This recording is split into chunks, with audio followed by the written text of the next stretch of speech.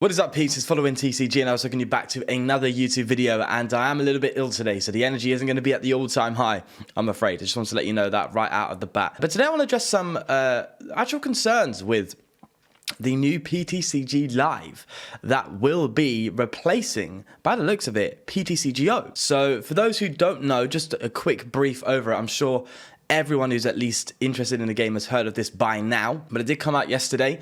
There'll be a new app for Windows, I believe Mac, and mobile, or mobile, to say in the UK, allowing you to play, well, the Pokemon trading card game in a completely different way. And you can see the animation here, the avatars.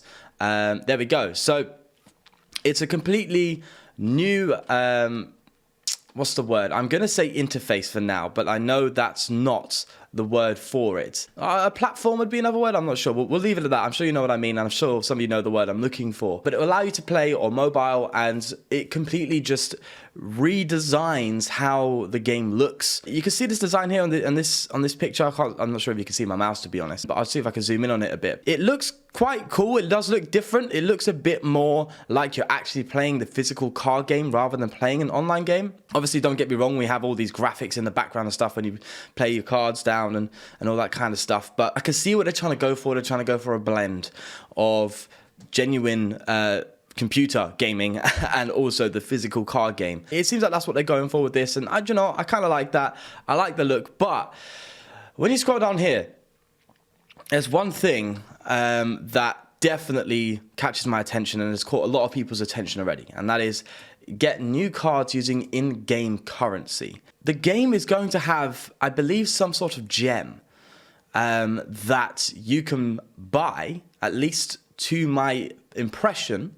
I'm not 100% sure on that one, but that's my guess, to be able to get cards. And it looks like here, in this screenshot in particular, there's deck lists you can buy which have certain cards, or at least some sort of... Oh, no.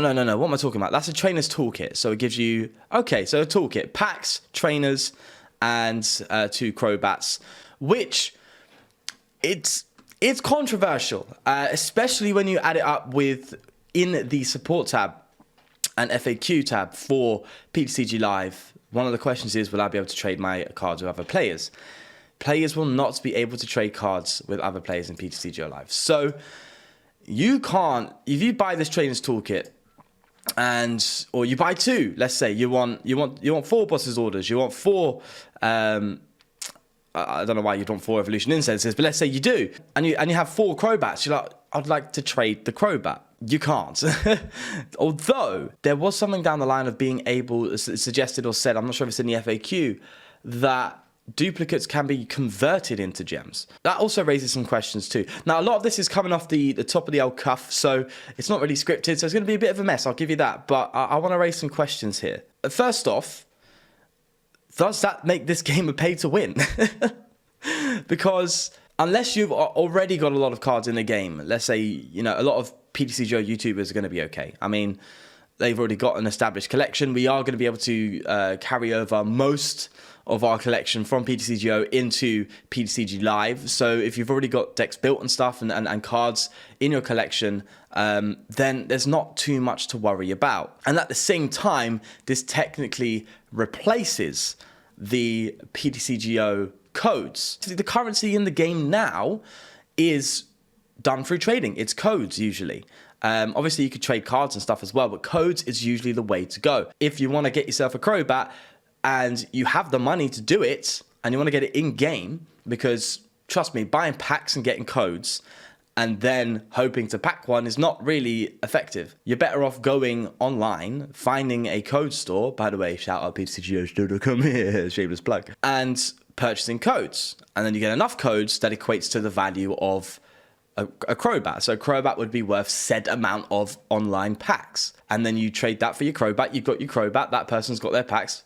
Happy days. You've traded. There we go. This seems to be replacing that. You don't need to purchase codes online somewhere else to then get enough to afford a Crobat. This time it's more, okay, you purchase gems to buy what looks to be, and this is the scary part, what looks to be particular products rather than individual cards. That's quite mad. if that's the case. And I don't want to be jumping to that conclusion, but I'm scared that may be the case. I'm more worried about people coming into the game. When I started getting into PTCGO a lot, I started to actually focus on building decks, right? And that's how I got to where I am with my videos, right? I built decks for fun.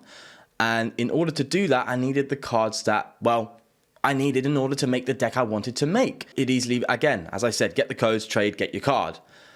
Now, if it's only gems, no trading, and you can only buy, this is this is a big if, only buy products like toolkits and well, obviously packs, but any sort of blisters or anything down that line. If it's those types of products and you can't buy individual cards, you're going to be spending a decent amount of money just to find a 4 set of a card that you're looking for. Let's say if you want a 4/4 set of, I don't know, Dragapult VMAX, you're going to have to buy a lot of products to get that, because you can't trade to get your Dragapult VMAX, and you can't buy the individual Dragapult VMAX. The reason why I think that's going to be the case is, how do you determine the value of a card via gem? Is it based on real life? Because in real life, there's a market, right? Cards hold value not only because they're collectible, but also because they're playable. Modern meta cards in the current format tend to be more expensive than cards that aren't. So if you could buy individual cards, let's say, how would they determine the value? So would a Dragapult VMAX be the same price as a Togekiss VMAX? One is way better than the other in the meta and is played way more and is way more valuable. But are they going to be the same price?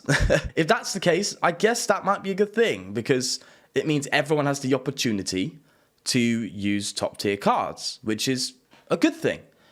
But that's assuming that the cards are being sold individually. There's a lot of questions that come with this, really. It seems like there's not really going to be a market of sorts on the online version of the game, whereas in real life there is. So it's interesting. I'm very, very curious to see how they do this, and I am concerned.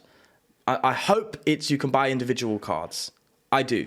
But I don't think that may be the case. There's a big concern for me with that one, if I'm honest. The next one is, well, what if you just don't have money? You know, how are you? Obviously, there's ways to grind up. There's daily challenges to get yourself some coins, which I'm assuming will also get you some packs, right?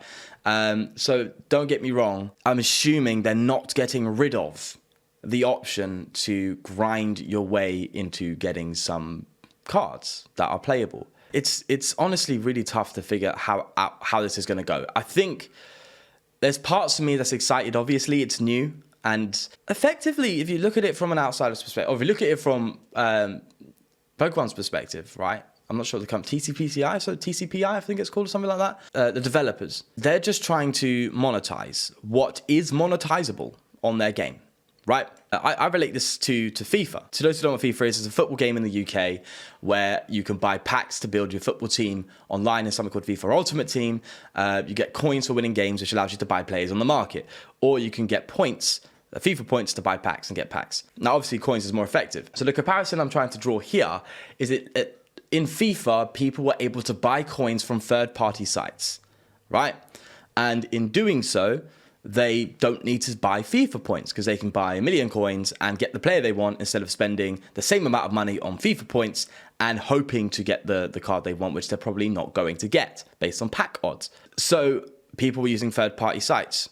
EA, which is the developers of FIFA, saw that and decided to clamp down on it with developer updates and stuff like that to encourage people to use FIFA points instead. Obviously, because that's a massive market. That's a lot of money they were missing out on. Are the developers trying to do the same thing? Are they seeing third-party sites making money from codes, because codes is the current currency for getting the cards you want in the online version of the game, and thinking, hey, we could get that, so we're going to cut off trading and instead just sell gems. That way they can buy an in-game currency to get what they want.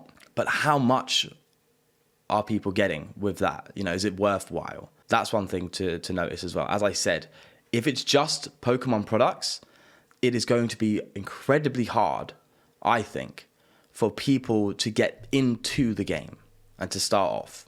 because they're going to have to pay money to really play at a level that is fun and entertaining. Don't get me wrong, the game is fun in and of itself, but if you're playing a competitive card game, you at least want to be in the mix a little bit, especially if you're really getting into it, right? You want to do good, you want to do well, you want to have fun at the same time. And even to get to a level where you get to rogue decks, you still need a decent amount of cards that are going to allow you to compete to a degree at, I wouldn't say the top level, but the mid to top level, and really get a feel for what this game is about and experience it the way it's meant to be experienced. Newcomers are going to miss out on that, or at least it's going to be a lot harder to get there, I think, based on these approaches, or at least based on the idea that you can't buy individual cards, and also on the fact that you can't trade. That's also a pretty big deal. Let's say you can't buy individual cards and you get a pack and you pack a good card, and it's duplicate. Okay, convert it into coins. You can't buy another card with that. You just have to buy more products. You know, buy more toolkits, buy more packs, buy more blisters, buy more elite trainer boxes, instead of actually going, okay, convert that into gems. Now let me get myself a bolt hunt. I need a bolt hunt for my deck. You know, oh, I can't do that. I have to just pack until I get one. And hopefully I do. I'm really concerned. I hope you can buy individual cards, because that will solve a lot of the problem. Because if you can grind up, get packs, convert them and that kind of stuff, and actually start collecting cards yourself in a way that doesn't require money, then that's fine, I think. Because one thing that I like about PTCG over most online games is it's not really a pay to win. You can grind your way through and start getting cards and start playing in tournaments and stuff. Also, to touch on that, I know I'm going on multiple tangents. I'm more exploring this rather than going point to point, so I'm hoping you're following. I know there's going to be a ranked ladder of sorts, which means that I'm assuming there's going to be rewards for that too, which is more of an incentive to, well, pay into the game, right? Because obviously if you get a better deck, you get higher up. Well, you perform better, obviously, so you're probably more likely to get higher up in your rankings and therefore probably get better rewards. And it's a positive feedback loop, essentially, to get people to play and stay playing. That really does rest on the fact that once a new player comes into the game, which is important, we want more people playing this game, as much people playing this game as possible, right? You want to be able to introduce them into the game enough to make them want to think, hey, I can do this without having to pay, and I can kind of get going, and eventually they might pay into the game because they start playing it a lot, which is what most people do with games, right? You go, oh, I like this game, let's keep playing it, and then they throw a bit of money in it because they want something. That's how the market works. That's how most people work when it comes to playing new games, all right? They test it out, see how it goes, and then they start throwing a bit of money down the line. Although there are people who just whack loads of money straight in on the game. There's some concerns. It's exciting, don't get me wrong. It's new, it's interesting. I like the look of it. It's great. The fact that it's going to be able to be played on mobiles, it's huge. It's huge. That will definitely expand the player base too, because people are like, oh, I could just play this on my phone. There's a mobile gaming market out there which this is going to tap into, which is nice. You don't have to work around it to do it. I remember actually, I was able to work around it to get it on my phone, and yeah, I regretted that. Phone died in about 20 minutes. But there's concerns. I want this to be a game where people who are interested and just start getting into it have an avenue and a simple way to get involved without having to shed the cash. That's my concern. Is the monetary value that this game can provide to the developers, let's say, the priority over replayability, expanding the consumer audience for the game? You know, I think they're trying to strike a balance here, I'll be honest. I see what they're doing, but I am concerned, particularly for newcomers. For people like me, I'm not going to be too stressed about this, right? Because I can make money from this. Not much, but I can put it back in, right? So I can keep it flowing and keep updated as much as possible. But what about those who don't have enough money? What happens to them? That's my concern. And I don't want this to become a pay to win, where in order to actually play the game properly, I'm using the word pay to win loosely here, obviously. So it's not like you pay money and then you get your guaranteed wins. No, you pay money to be able to play properly.